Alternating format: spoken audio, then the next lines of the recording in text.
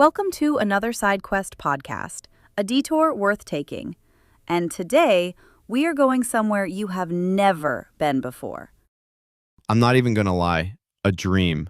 Literally, we're talking dreams. Specifically, someone else's dreams, without permission. That's theft, AJ. That's cinema, Sky. Okay. So here's the setup. Christopher Nolan, Inception, one of the most visually mind-destroying films ever made. And a Japanese animator from the early 2000s is sitting somewhere going, yeah, I see you. Stop. His name is Satoshi Kon.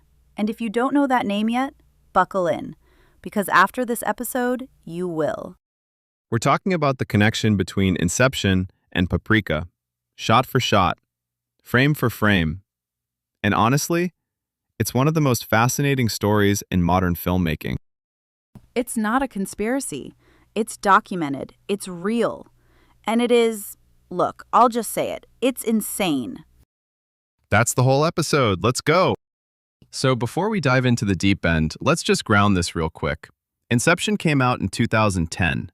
Nolan's sci-fi thriller about a team of people who break into dreams to plant ideas in someone's subconscious. If you haven't seen it, first of all, what are you doing? And second of all, go watch it and come back. That's what I'm saying. Come back, though. We'll be here. Now, Paprika. Released in 2006 by Satoshi Kon, Japanese animated film, also about invading someone's dream world. A device gets stolen that can project a therapist directly into a patient's subconscious. And the whole thing unravels into this surrealist, chaotic, gorgeous visual nightmare that I genuinely did not understand the first time I watched it. Neither did I. I watched it and I was like, did I fall asleep during this? Am I in it? That's kind of the point, though. That disorientation is the film. And here's where it gets interesting. Nolan has said publicly that he was aware of Satoshi Kon's work. He's never claimed ignorance. And when you put these two movies side by side, It's right there. it is right there. Let's talk specifics, because this isn't vibes. This is frame-by-frame stuff. The most famous example, the hallway mirror scene. In Paprika, there's this moment where a character walks through a corridor and the mirrors shatter and fold in on each other and reality just collapses. It's visually staggering. And then you watch Inception, the Paris street scene, where Ariadne is learning to build dream architecture and the city folds, literally folds over itself. Same logic, same visual language, the world bending because the rules of physics don't apply in here.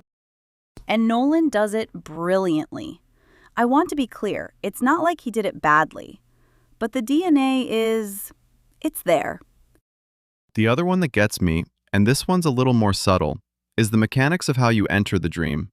In Paprika, the device used to enter someone's subconscious is called the DC Mini. And the way it's visualized, this fluid, almost liquid passage into another person's inner world. Feels exactly like the passive device in Inception. The whole ritual of it. You lie down, you're connected, you go under together. Not me sitting here like, there's even a parade sequence in Paprika, this loud, chaotic procession of random objects and imagery that barrels through the story like a fever dream. And Inception has that dream collapsing sequence in Mombasa, where the architecture is closing in on Cobb, and the alleyways are getting smaller. Both films use physical space as a metaphor for psychological pressure. The walls close in when the mind is threatened.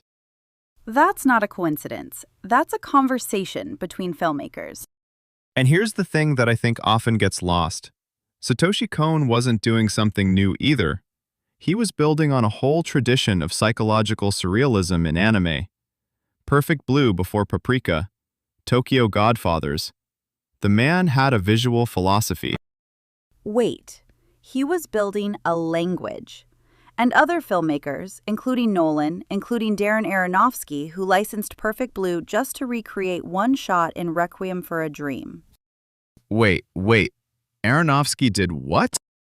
He literally bought the rights to Perfect Blue so he could legally recreate a specific shot, the bathtub scene. That is wild. Kon's fingerprints are everywhere, and most people watching those films have no idea. That's the part that gets me. The influence is massive. The credit, historically, has been quiet. I'm not even gonna lie, which is part of why we're here. Say his name. Satoshi Kon. Satoshi Kon. So let's zoom out a little, because I don't want this to just be a Nolan copied someone episode. It's bigger than that. Right, because inspiration and theft are different things. And honestly, the line between them in art is complicated. What Satoshi Kon did, and what makes his work so remarkable, is that he was working in animation and making films that were doing things live action couldn't do yet. Not because of budget, but because of imagination. Nope. Animation freed him. He didn't have to worry about physics or sets or actors. He could cut from one reality to another mid-sentence and your brain would just keep up.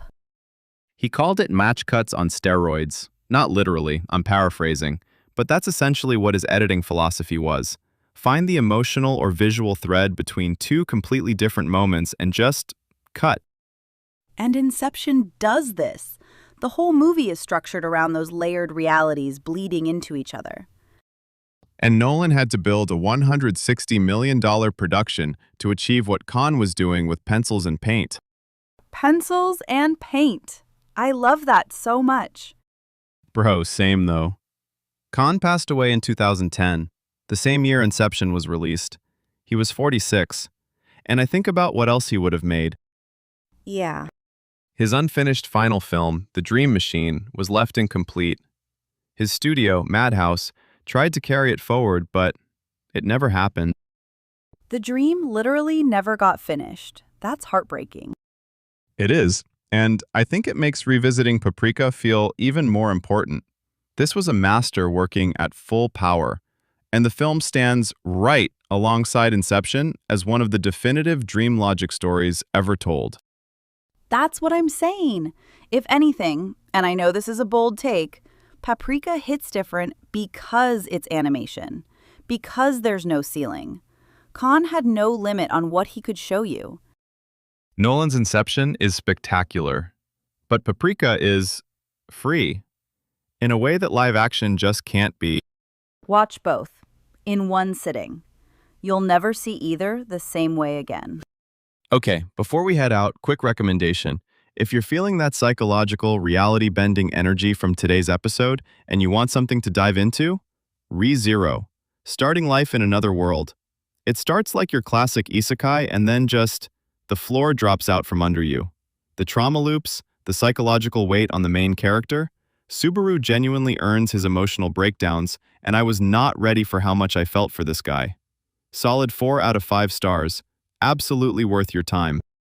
ReZero, great call. That show has no business hitting that hard. None. Zero business. All right, that's our episode. Satoshi Kon, Paprika, Inception. Go do your research. Go watch the films. Put them side by side.